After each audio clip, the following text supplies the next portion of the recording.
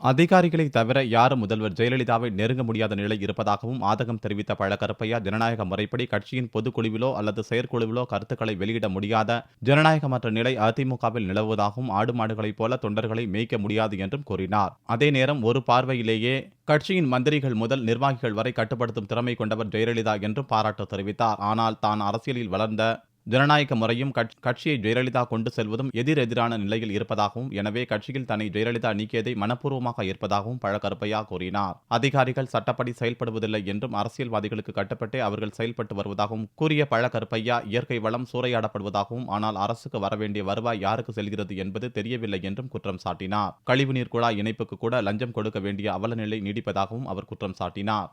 அவர்களிடம் அதிகாரிகள் தான் நெருங்க முடிந்ததே தவிர நாங்கள் நெருங்கவோ ஒரு கருத்தை சொல்லவோ முடியவில்லை.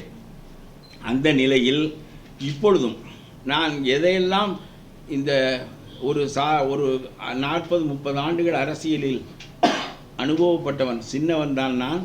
அனுபவப்பட்டவன் என்கின்ற முறையில் சிலவற்றை சொல்ல வேண்டும் என்று நினைத்தால் அதற்கு பொதுக்குழு இடம் கொடுக்காது, செயற்குழு இடம் கொடுக்காது, நம்முடைய சட்டமன்றமும் இடம் கொடுக்காது.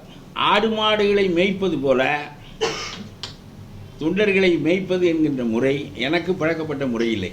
ஆகவே அம்மா விலக்கியதை நான் அம்மாவின் மீது மிக மதிப்போடு அந்த விலக்கலை நான் ஏற்றுக்கொள்கிறேன்.